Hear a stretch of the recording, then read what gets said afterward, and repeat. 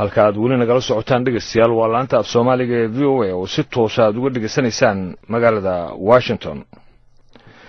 General Maxamed Cali Samatar oo hore u ahaan jiray madaxweyne ku-xigeenkii dawladda Maxamed Siyaad Barre ayaa xalayto VOA da siiyay waraysiga ugu horeeyay ee uga hadlayo dacwado loo haysto oo soo jiitamayay muddo 8 sanadood.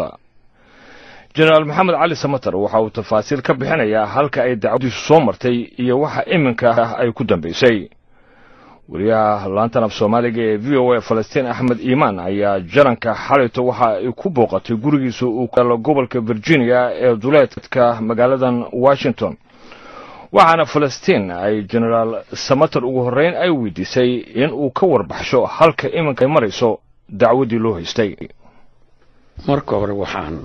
rabaa inaan mahad celin u jeediyo dadkii Soomaaliyeed oo faraha badnaa oo taageeray oo dhan walba leh Soomaali oo dhan ah waa mahadsantiin baan leeyahay. dacwadii weli ma hayno jawaabtii judge-ka laakiin waxaan u malaynayaa inay istaagtay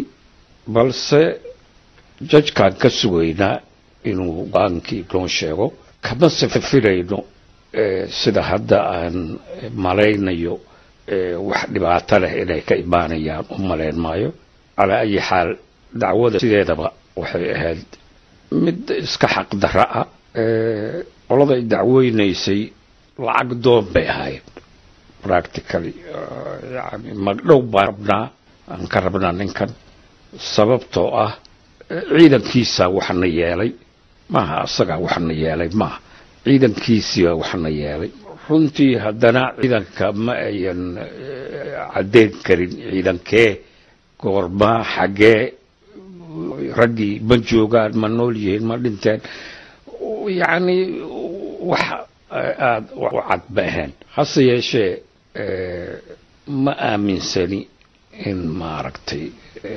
cidna kuma aanan gardaroonin weligay laa group walaa shaksi kuma aanan samaynin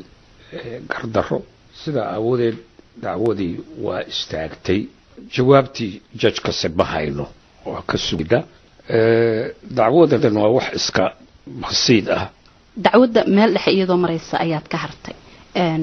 maxay ahayd sababihii aad uga hartay? dadka qaarna waxay lahaayeen wuu qirtay inuu dambi uu qaatay adiga sababta rasmiga ah aad dacwada uga hartay maxay tahay? run maaha ma qiranin maxaa yeelay dacwada sideedaba waxay ahayd madani ama civil case ma ahayn criminal case marka qirashaba meesha kuma jirto. dacwada aniga codsaday in la joojiyo lacag baa liga doonayay waxaan xereeyay bankruptcy mar haddaan xareeyna judge-kii wuxuu yiri ninkan waxba ma haysto lacag baa idinka bankruptcy waa inaadan lacag haysan waxaan raaciyay default okay oo macnaheedu yahay يعني ما سي وضعيو أردت دعوة ما سي وضعيو لو يردي العقاد سيو ما هيو ما الواح كلاس كداي waxyaabaha ay dadkaasi soo ku andacunayaan waxa ay injir loo geystay in dhibaato loo geysto oo xukuumadda adiga madaxweyne ku xigeenka aad ka ahaydna ay u geysatay intii aad madaxweyne ku xigeenka ahayd wax aad la socotay oo dhibaatooyin ah oo dad rayida loo geystay ma jirtay waa iska keenaagay maahine ولا حكومتي ولا أنيجي وحان جيستي مجران. وحشكنا إن أي دعوة تهي مد حق ضرر محد أقاركت إني حق ضررته. حق معها إن أنا اللي يقول دعوة لعل دولتي وحي أي لقت لي وقرن كرا فكرة كذا بيس وحواي مدحويني وانتي أنا أكو حقيقة كيسها مركز هالكاسي كالصعوطة دعوة أنا اللي يقول دعوة لي. dacwada muddo dheer ay soo socotay oo ilaa iyo 8 sanadood ah sidee noloshaada iyo fakarkaaga ay u saameysay muddadii ay socotay? aniga runtii waxba dacwada ima saameyn ama ima taabanin maxaa yeelay waan ogaa in markii horeba gardarro ay tahay gardarro ma guulaysataa la yiraahaa hase yeeshee yani dad aanan saa u badeen oo laakiin durbaankooda uu badan yahay ayaa durbaan ku tumayay dacwada waraysigaasi oo dhammaystiran dhegeystayaal waxaad ku maqli doontaan barnaamijka martida mikrofoonka ee habeen dambe. Falastiin ay xalay intii aad Generaal Maxamed Cali Satar wareysanaysay sidoo ahaa dareenkiisa gaar ahaan marka uu ka hadlayay dacwooyinka loo haysto. waxaa moodaa generaalka inkastoo aan marka laga soo tagay inaan telefishinada ka arki jiray waaga Maxamed Siyaad Barre laakiin wali si toos uma arkin markaad aragto markiiba waa aqoonsanaysaa sidoo kale wuxuuga caafimaad daraa waa ka muuqatay iska daal waa ka muuqday laakiin waxaad moodaa in sidii aniga sawirka aan ka haystay oo ahayd da'diisoo kale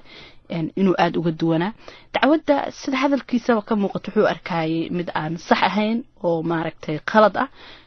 wuxuu arkayay oo uu maaragtay aad u difaacay sida dawladdiisa waagaasi ay u howlgalaysay Falastiin jaranka iminka waa nin da ah oo waliba xanuunsan laakiin intii aad ag fadhiday oo aad xalay wareysanaysay marnaba ma kaaga muuqatay inuu Generaal Samatar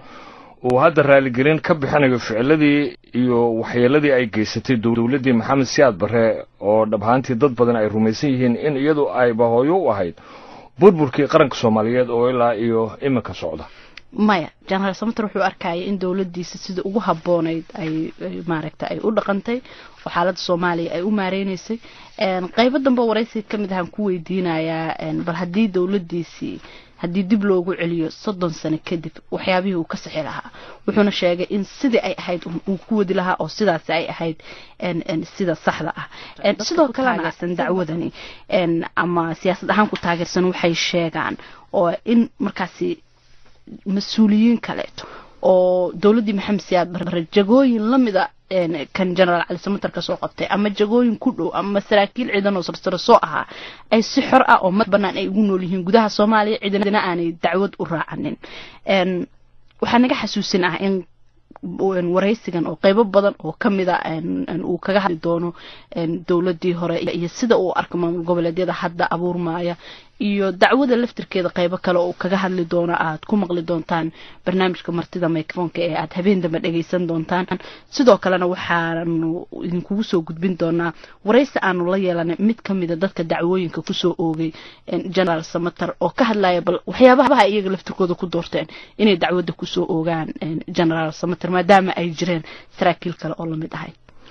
aad iyo aad ayaad u mahadsan tahay Falastiin Axmed Iimaan halkaad weli dhegeystayaal nagala socotaana waa laanta Soomaaliga VOA oo haatan idinka imaanaysa toos magaalada Washington